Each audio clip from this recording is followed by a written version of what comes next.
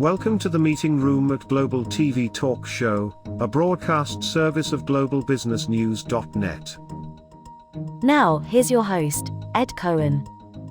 Hi, it's Ed Cohen, your broadcast host for Global TV Talk Show, a business unit and service of globalbusinessnews.net. Please go and check it out. You're going to see a lot of good stuff on that page with links to our other programs, including radio show and magazine and our advertisers and links to video. Very special program today is design thinking. Now, what the heck does that mean? So we're going to learn about what it is and how it should work. But first of all, I want to do introductions here. I'll start, tee it up, and then get out of your way. Stuti is from India originally and living in LA for some time in the beach area, Redondo Beach. And she is known for being a disruptor. Yep. She is involved in Disrupt Bangalore and Disrupt LA. And she does an HR hackathon. And God, what else? I use design thinking in helping organizations build strong and effective cultures. So we basically definitely disrupt cultures in organizations. We change how things are done. And the methods that we use are design thinking or human-centered design methods. Okay, we're going to do a deep dive. Ali, Shami, and I have known each other a number of years. I recently retired as an executive with Boeing Company in Seattle, where he's at now. He's originally, as a teenager with his family, relocated from Beirut, escaping a civil war, and he's made himself into a very successful business person. And I'm really honored to be friends with you all these years. Thank you so much, Ed. It's a pleasure to see you, and it's good to see you, Stuti. We are connected in LinkedIn, but it's always good to have that. Thank you for the intro. And by the way, I retired from the Boeing Company as a senior manager. You can call it executive, but sometimes people when they hear the word executive, they may think like it's high series, and So just wanted to clarify that. I'm so looking forward to this topic. Is very interesting, and I'm just looking forward to learning from you, Stuti, today. So Stuti, a long time ago, Pri and you gave me that video, and I still have it on our homepage of globalbusinessnews.net, still there, and it gets a lot of hits. So I want to find out about being a design thinker, and I'm reading this. You help small and medium-sized companies restructure their HR processes and their organizations. So it's disruption, of course, but you come in with new solutions, correct? Yes. So the only thing I want to correct is I don't come in with the solutions. We build the solutions with the employees. So in design thinking, the first and most critical thing we need to identify is who is using what we are designing. So that is often what we do is we design something and then we expect our users to adapt and use whatever we have designed. And especially that has been the practice in human resources. And we are trying to change that. We are trying to understand from an employee's perspective what the challenges they are facing. So we involve them in designing the processes and the policies that we have in the organization. As a result, we get a stronger culture because there is buy-in. They have been part of the solution building, and we get a more even organization. So if that makes sense. Yeah. So let me ask you a question about something else first. I see that you have Tuk Tuk. TUK. And this has to do with your kids, right? I don't have kids, but well, that's got nothing to do with design thinking per se. But when everything started shutting down in March, I kind of I started missing travel. I canceled 5 vacations, and I was feeling horrible. And I thought that I knew that in my neighborhood, kids were getting stuck, and the parents were getting like they were frustrated. They didn't know what to do. So Priyam and I actually we organize imaginary trips for kids. So every week Oh, we take them to a new country. We talk about culture, people, and we have so much fun. We thought it started off as a hobby. Well, it's still a hobby, but yeah, we thought it would just last for a few weeks, but we have gone to over 30 places since March. So, wow. so do you go to Ceylon, Sri Lanka? Do you go to Bangkok? Do you go to Singapore? So we haven't unfortunately gone to any of those countries. Sri Lanka is actually on my list in January.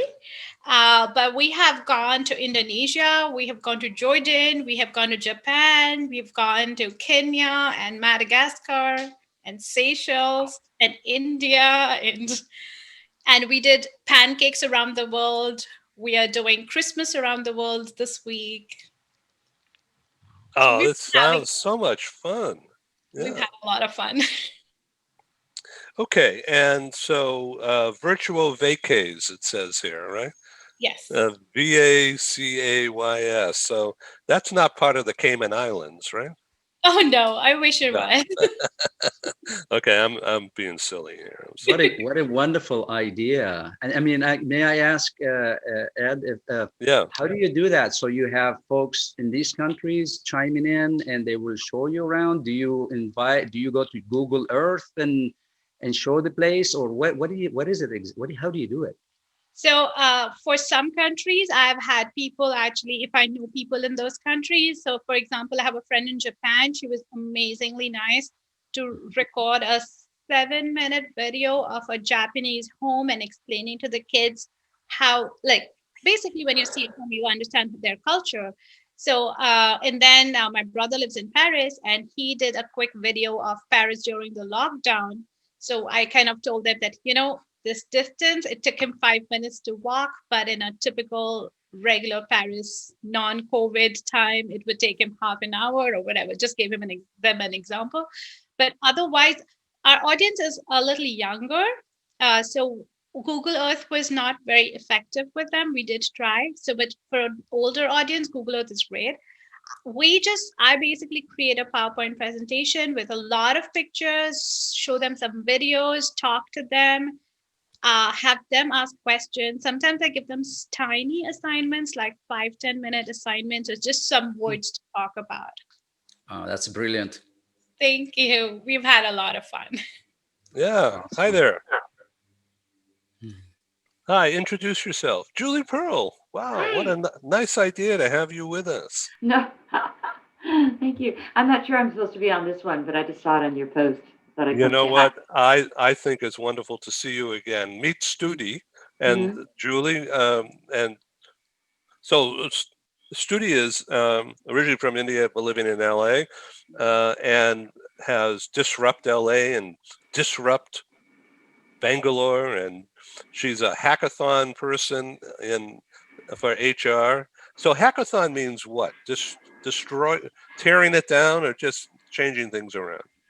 So actually, the HR Hackathon Los Angeles, I'm the host for HR Hackathon Los Angeles. And what we do is a hackathon is nothing but just taking a problem and trying to tackle it in a really short period of time. So design thinking sprints are usually about 5 days, or you could cut it down to 2.5, 3 days.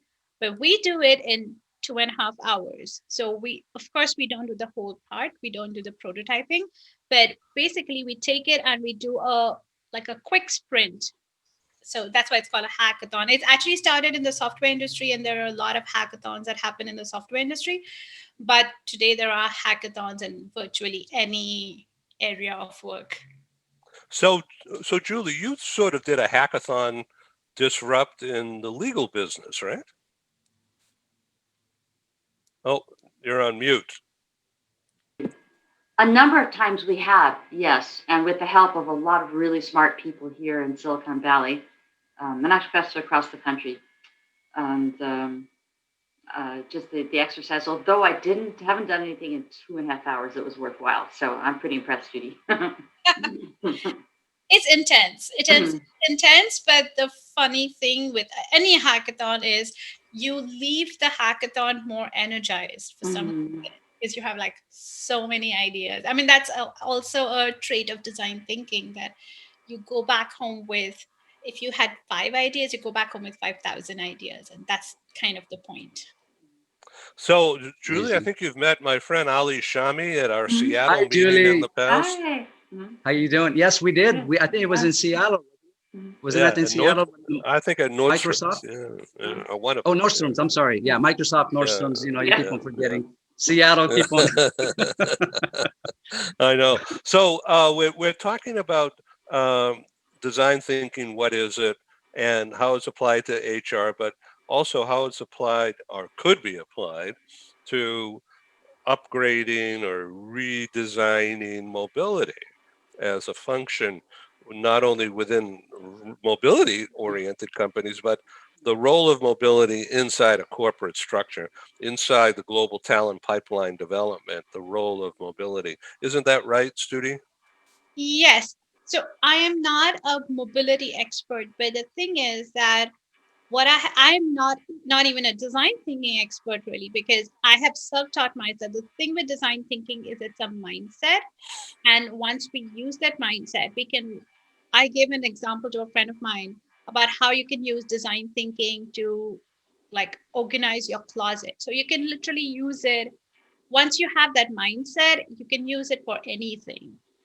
So, I mean, Marie Kondo's Spark Joy is a version of design thinking. If you look at it, do you need it? Who's the user? You're the user. And do you need it? How do you need it? If not, out it goes. So that's a version of it. So yeah, it's a mindset that can be used, and definitely in global mobility and talent transformation today, because I mean, if anything else, 2020 has taught us that we need to be mobile and we need to be flexible.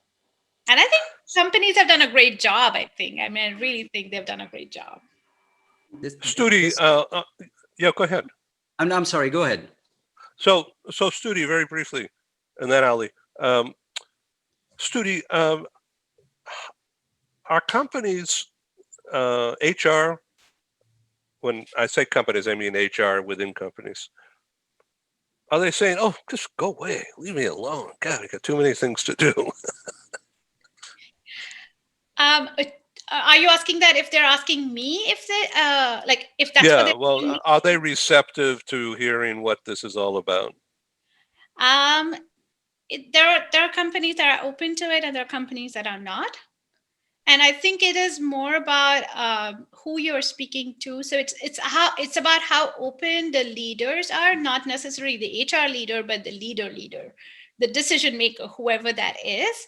And the good thing with design thinking is that you can start small. The costs are not necessarily super high. The risks are not super high. So you can start small. And if you see that your idea is not working, you don't need to implement it across the organization. You can start with 5 people. So if you want to do virtual onboarding, how do you do it? You try it with 5 employees, you take feedback. It doesn't work, change it, or don't use it, go back to your old methods. It's a low risk, low cost method, and it's a trial and error method. And it sounds really bad when you say trial and error, but there is more science to the trial and error. So is it so the phrase design thinking actually refers to thinking, imagining how you would like to do it. Like, for instance, if I had a robot in my office, what would I want it to do? Just imagining what the future could be. So it is creative problem solving.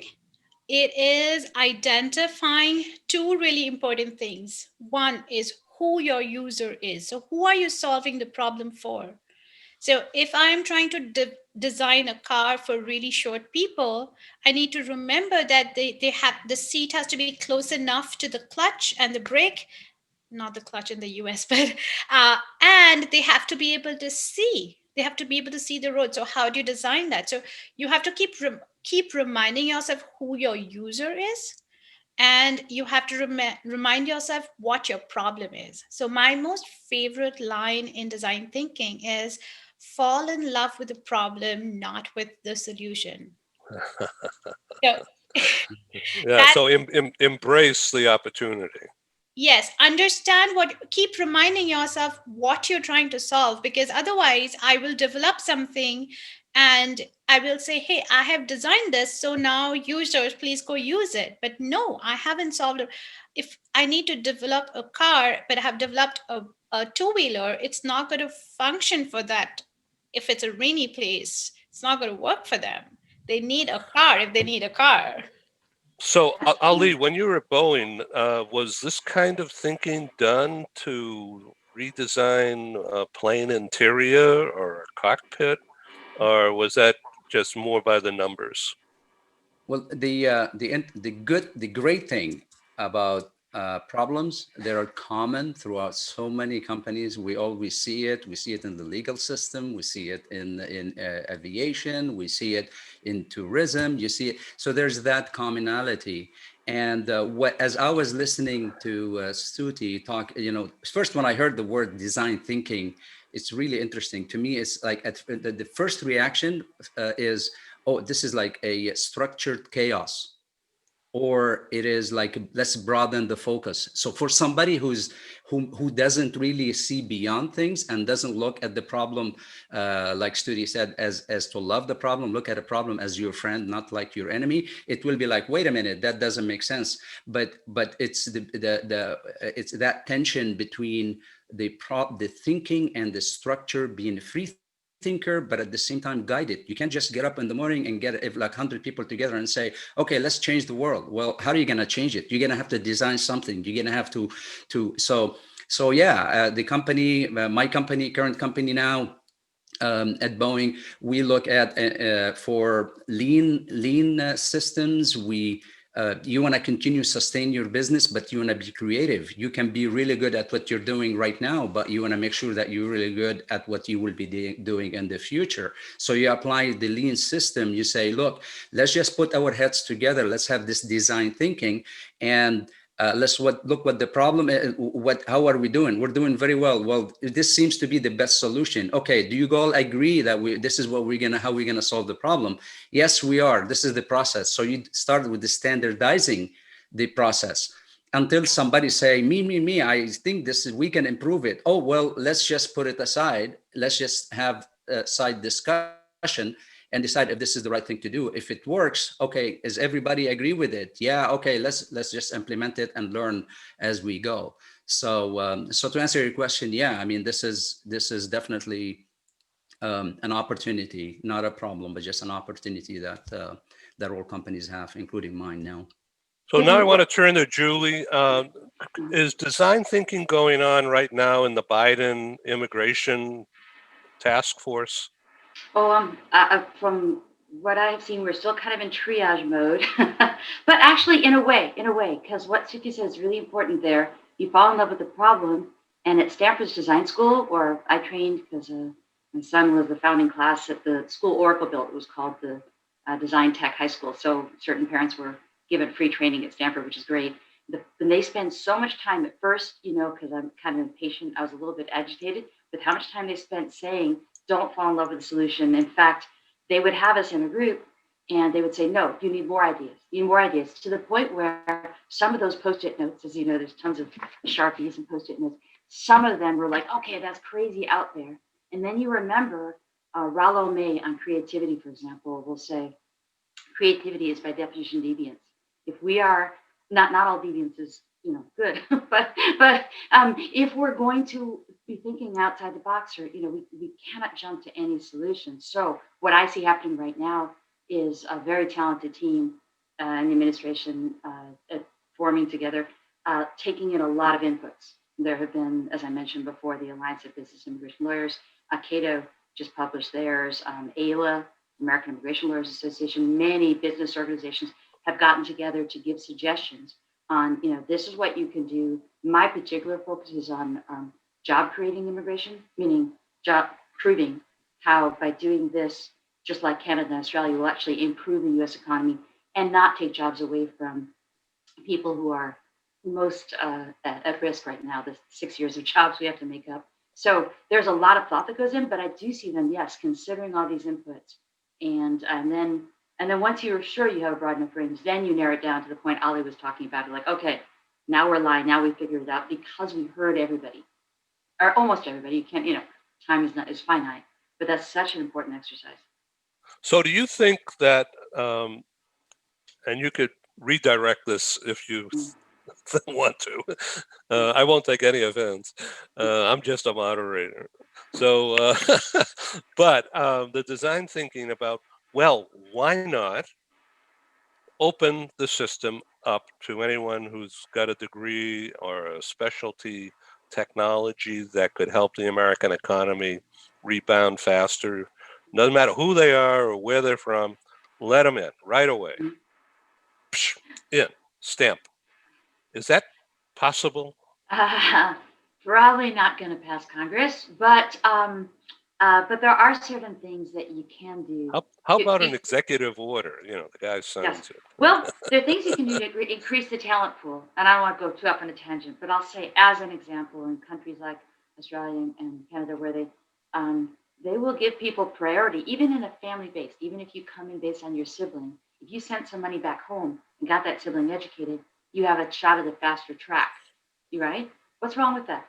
In fact, you're not taking jobs away from the taxi drivers and hotel maids. Instead, you're bringing needed skills. So yes, they absolutely have a skills list, and they have a certain percent of their equivalent of green cards or permanent residence that goes based on that.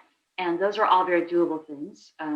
Whether you can, some say you should staple a green card to the passport, to the diploma of somebody graduating from a U.S. university. The proposals like that, they usually meet some resistance, but there are lots of good arguments that can be made for any of these things. In the end, it comes down to proof points, which is why I say for employers who prove that 9 out of 10 jobs are going to U.S. workers, that's proving that they're creating the jobs, right? So don't give them the same hard time you give to an employer who's importing 80% of talent.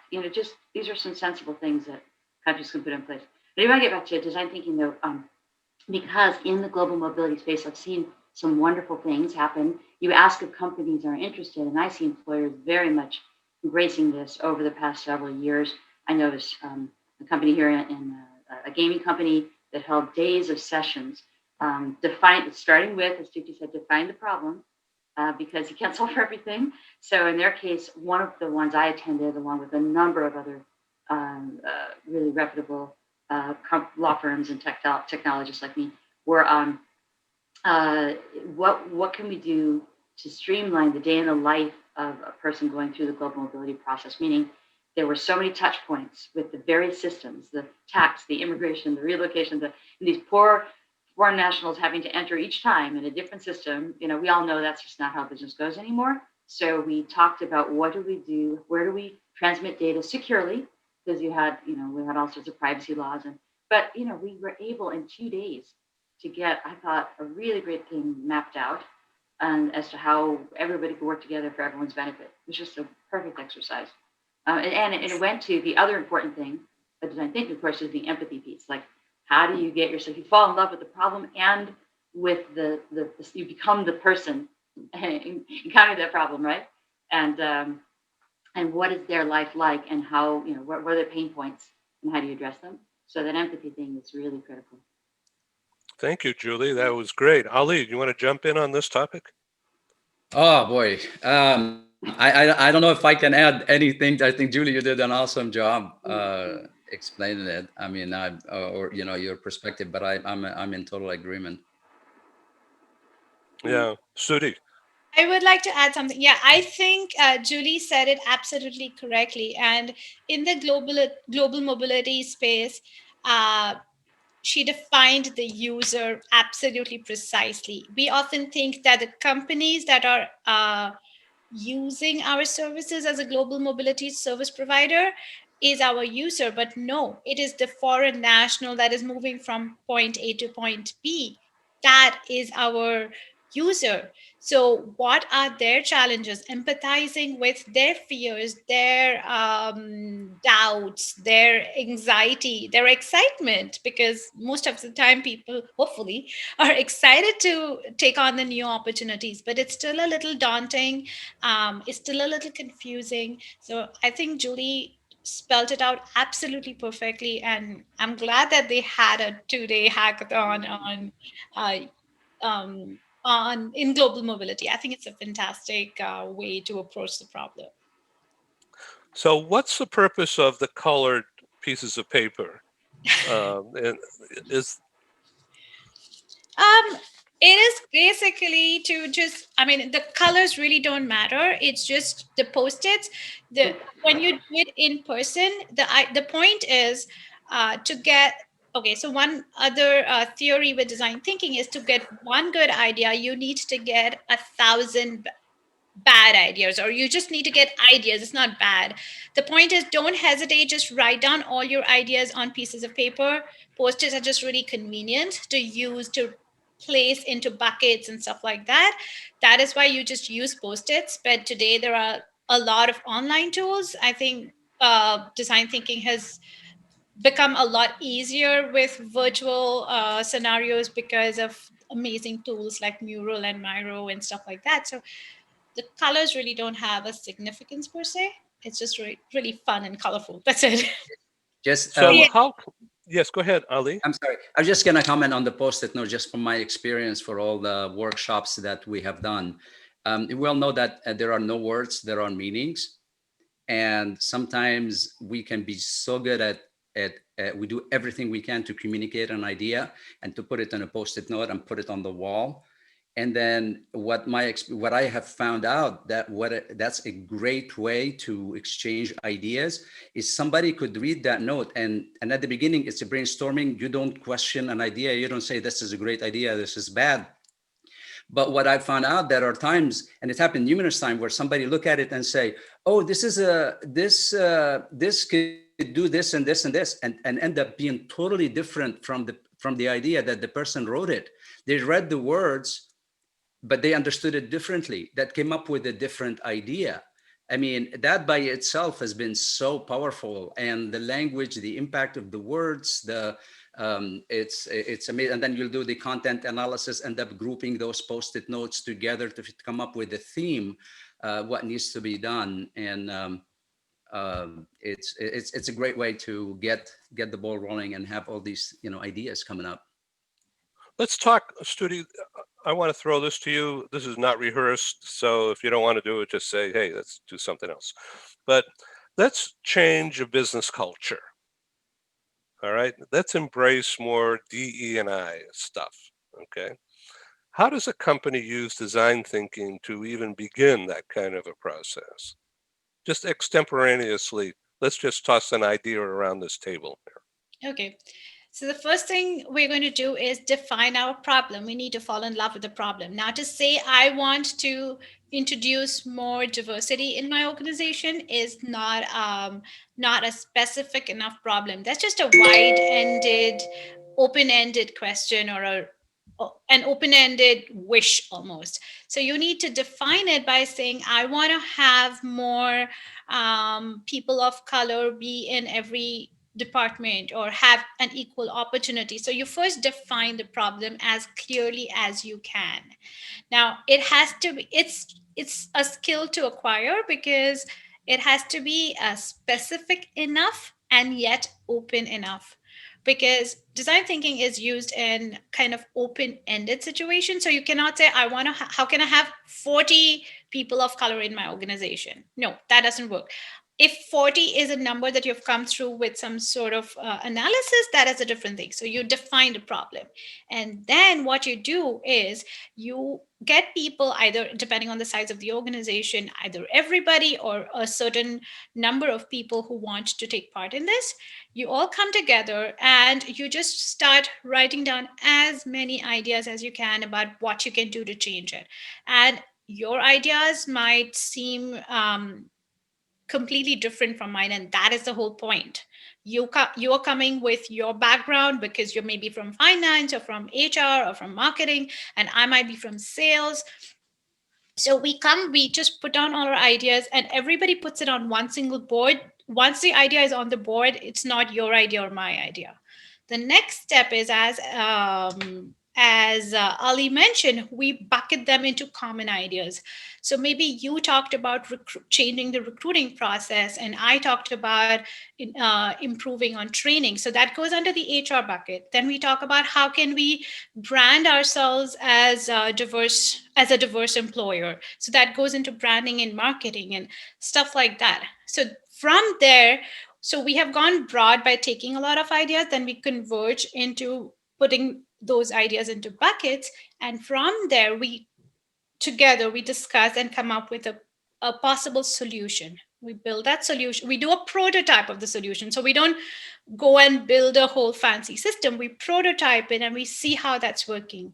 Once we see that it is working, you're always going to have things that you need to change or improve on in the testing phase, and then you go back to the ideation. So another aspect of design thinking is that we are not aspiring for perfection, we are aspiring for improvement.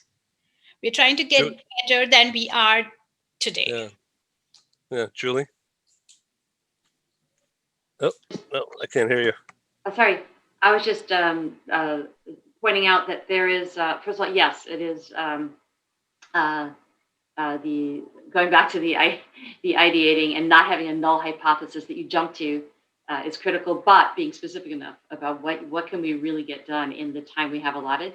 I was just going to put on the chat line some places people can go for free or nearly free online training, like lynda.com or Coursera or even Udacity. They have programs. They have Great. 30 minute, 1 hour, whatever time you have. So, Oh yeah, thank you. sure. Thank Yeah, you. thank you.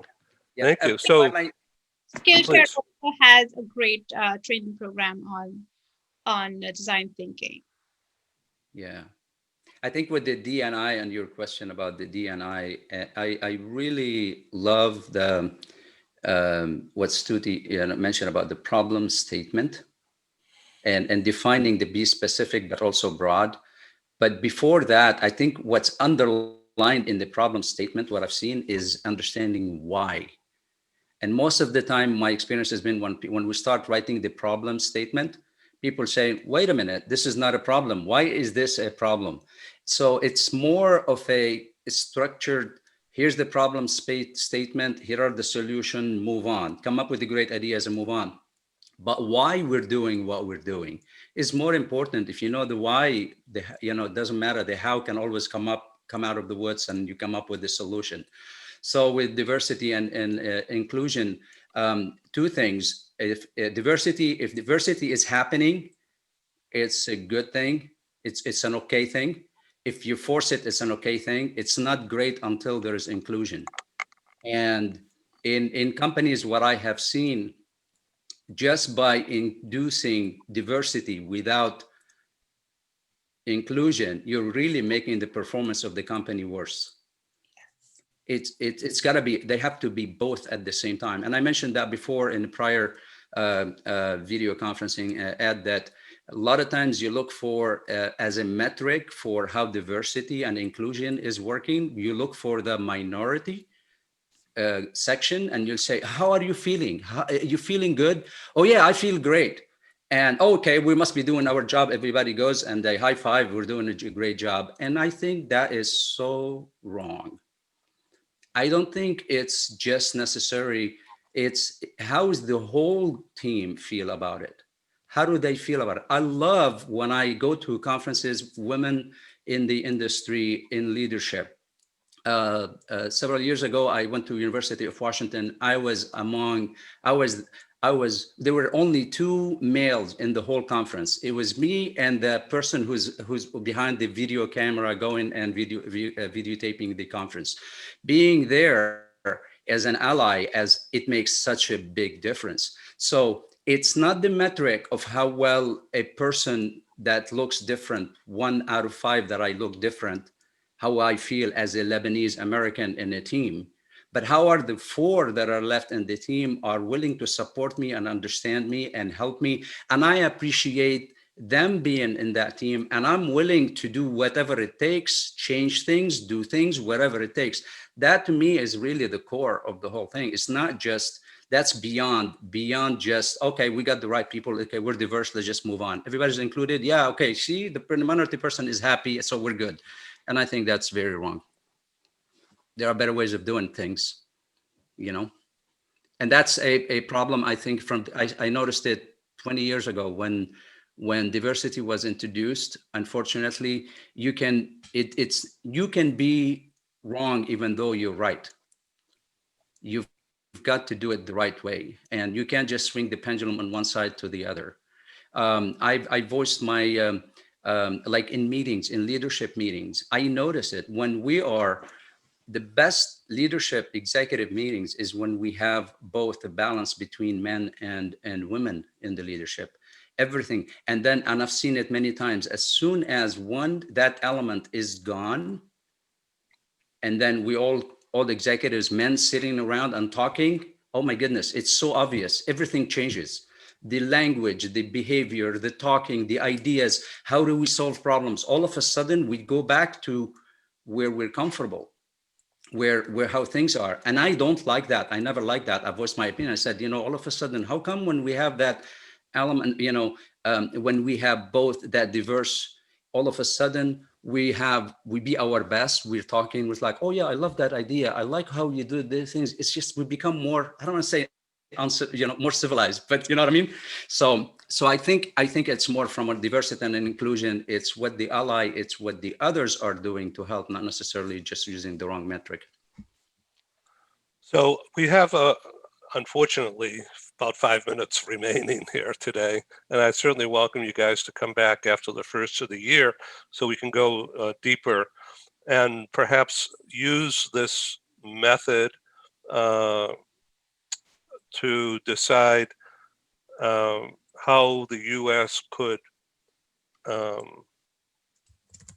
pay back all the trillions of dollars that are going to be spent helping people get through COVID and the impacted economy. There's going to be a huge deficit, and it's going to impact the value of the dollar, and that's going to impact the financial markets over the next year. We just don't know how. We don't even know what to do about it right now. Or maybe somebody does. Maybe they're already doing design thinking, ideas about what can be different, how can things be different. So immigration is becoming more tech, of course. You know that, Julie. So did you get into the tech side of immigration through using aspects of design thinking a long time ago? I didn't know to call it that. I didn't know to call it AI either, but we were doing that. No, I got in because I couldn't sleep at night. And I had started the firm with the former head of U.S. immigration, and he passed away a couple of years in. But it was Silicon Valley, and it was just late 90s, getting so busy. And I just couldn't figure out how to stay on top of things without having a system. Paper only was as good as the person, it was only useful to Stuti if she's the one who had that file in her office, right? But not to the rest of the people. So thankfully, by being here in Silicon Valley, and a bunch of my buddies from college who are in tech said, "Oh, just design a system," right? So the first one we designed in Access database, and then when other firms and companies asked us to sell to them because they had the same problem, we said, we really should be helping to elevate the industry. So. And then the other couple of products kind of fall, same thing, solve problem.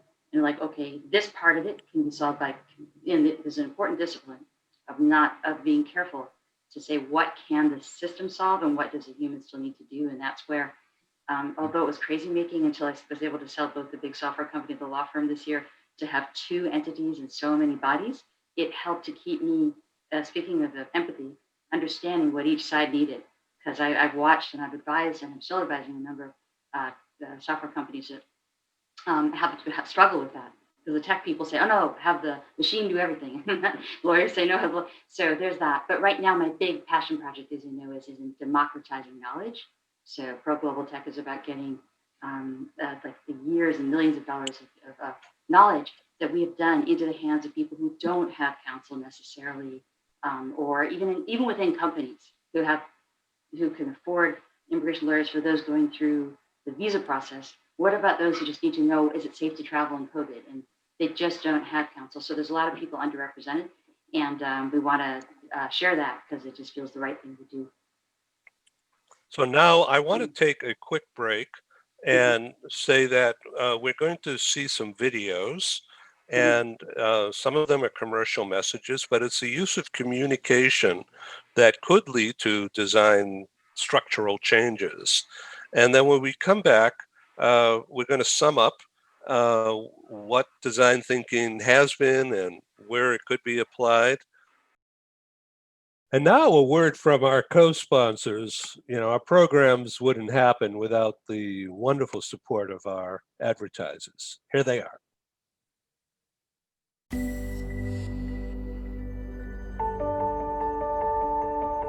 Something that's really neat is that the Bridge School partners with various organizations to provide learning for their students.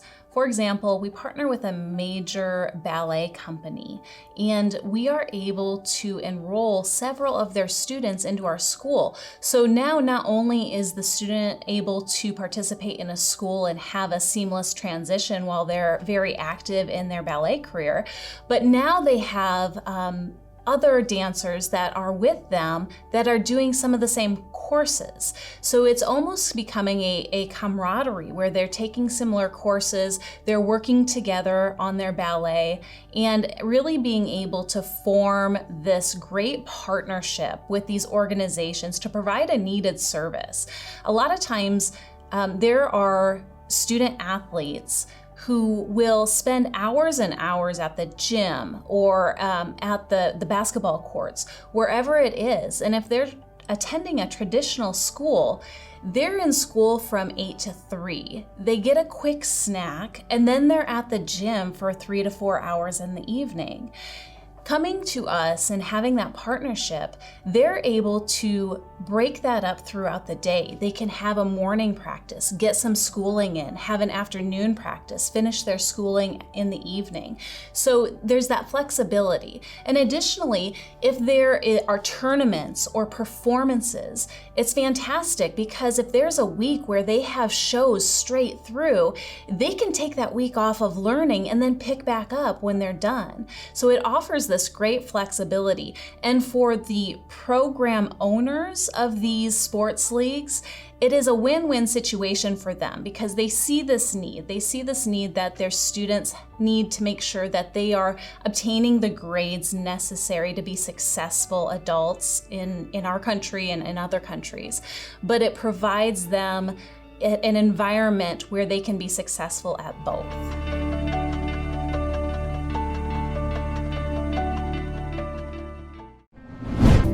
This episode from the meeting room of Global TV Talk Show is brought to you by The Bridge School, the accredited international online private school of choice at bridgek12.org. Porch Light Rental and Destination Services. Reduce your renter lump sum or managed relocation costs. Visit them at porchlightrental.com. Cube Monk, featuring the world's first smart cube. Track your goods with our advanced GPS system. Welcome to the future of moving and relocation at cubemonk.com. Primestone Partners, featuring corporate, government, and developer housing solutions, as well as senior-level advisory services. Find them at primestonepartners.com. And by heirs.com. With our full range of services, we can help design and manage your international relocation. Find us at heirs.com. Insured Nomads provides protection and peace of mind with health insurance, travel insurance, group, or tailored insurance for the globally mobile. Visit us at insurednomads.com. And by International Auto Source. We are the vehicle experts for expats, featuring all major brands of automobiles with flexible solutions and financing. On the web at intlauto.com. Hi, my name is Christine. I'm a nurse from the Philippines, and I got to know IAS through Worldwide Health Staff Solutions. And I want to thank IAS, especially to Matthew, for helping me get my car stress-free, headache-free. And so I just want to show you the car that I got.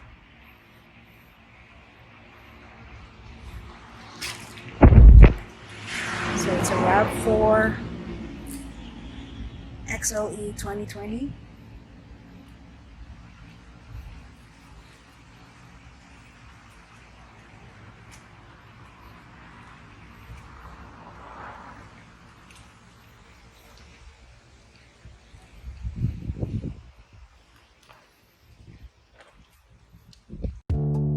As an expat moving to the USA, relocating is exciting, but it can also be stressful.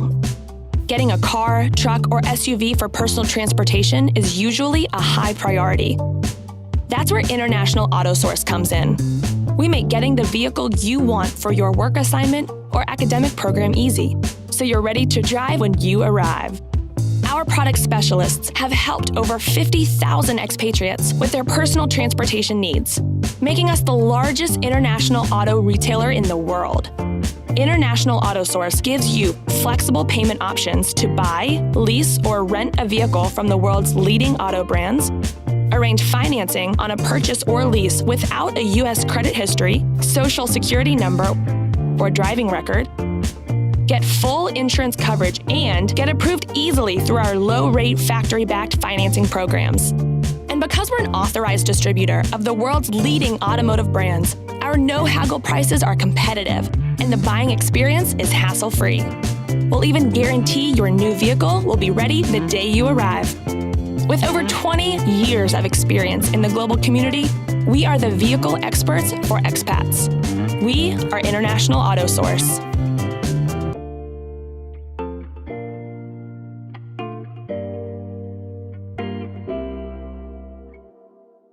Okay, we're back here with our distinguished group of people here, Julie Pearl and Ali Shami and Stuti D. And the topic is using AI, using video. How do you think through the use of video as a tool? As we want to train people, we want to educate on the masses, we want to stimulate problem solving rather than blaming, and rather than dividing, we want to bring people together and help solve problems. It's a new era beginning, and let's apply. First, let's really clearly understand what design thinking is all about.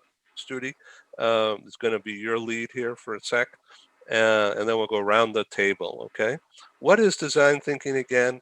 And simply, how can it be applied in what we thought were opaque and rigid organizations?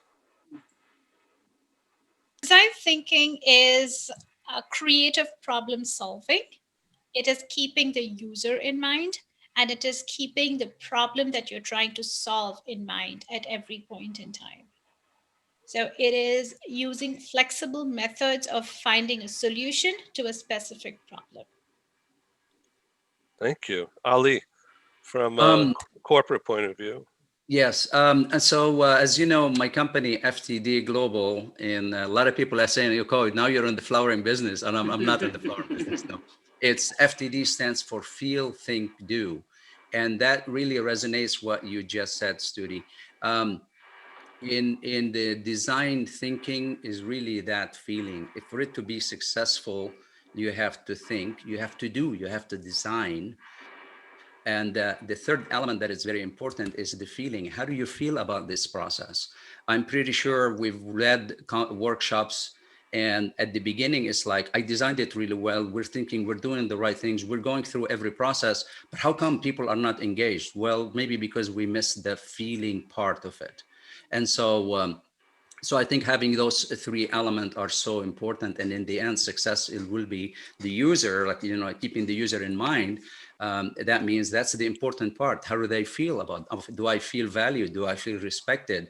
After I'm done with doing consulting with, do I want to pick up the phone and say, hey, we have another problem. We'd love to come and solve it for us, So, and FTD, I can see this is going to be my the topic of my book after I'm done with my dissertation, that it's taking forever. But I love what I just heard. Well, Ali Shami, find him on LinkedIn. Stuti, you are easy to find on LinkedIn. Yeah. Julie, where are you going from here in your business pursuits? Using design thinking for a jumping off spot here. Yeah. Well, as I mentioned, the one company I still run, the Pro Global Tech, is doing what I see all the good companies are doing, and they call it co-innovating with the user, the customer, whatever you want to call them, client. So you are getting lots of feedback on, okay, what do you need to know and when? Do you need it mobile? Yes, 98% of the time. Do you need it to be this? Can you read, like Twitter figured out how many words could people even see and get? Can it be two screens? Can it be one? And when? When would you want to go deeper? I mean, just so right now we're using it to find out how to best parse the information, understanding that there are multiple languages, there are multiple cultures to take into account. And so it's very fun. I love it. I finally feel sometimes like I'm actually using my international relations degree from undergrad, and not just a law degree. So yes, that's going forward. And one thing I did want to say is, I guess the part where you think through, am I solving the problem? Is there's a discipline as well in looking at, like Stuti pointed, and they both pointed, you got to be very specific. And then also you kind of like do QA or test around, user acceptance testing, we call it in tech, right? Around, did that really solve it? Did that really, did I address their issues? Right now we're seeing a lot of thinking around people working from home. You said about video, what do they need that's different than what it was before? So that's a really exercise I hope every company is doing, for the employees. But one way that I like to use, it's kind of a little bit of a side turn from design thinking, but Fisher and Yuri getting to yes, it was the Harvard negotiation project. They had this thing where they said that the first thing you do is put yourself into the other side's shoes. But you owe it to them to say, what are the critical needs? And if you haven't been able to identify those and to feel those, to Ali's point about feeling, then you're not there. You got to keep trying.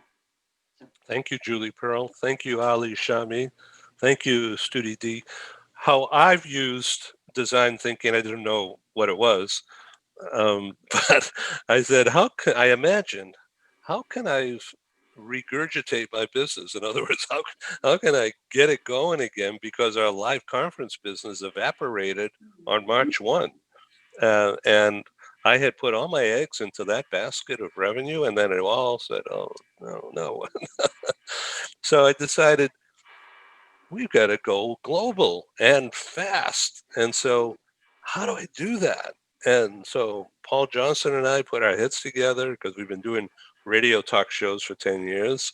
And he says, let's do a radio talk show with a camera and just relax and just bring people together rather than just one-on-one. Bring people together from around the world who never, ever could get together in one place. And so here we are. So thanks for being on Global TV Talk Show. This is going to be a great program going forward into the new year. Please come back and let's do another thing about design thinking and problem solving. This is Ed signing off. I'm in Maui. Julie's in Silicon Valley. Ali is in the Seattle area. And you're in Redondo Beach. What a good place. Thank you so much. Take care. Stay safe. Thank you. Thank you for joining us in the meeting room at Global TV Talk Show. Have a wonderful day, and stay safe.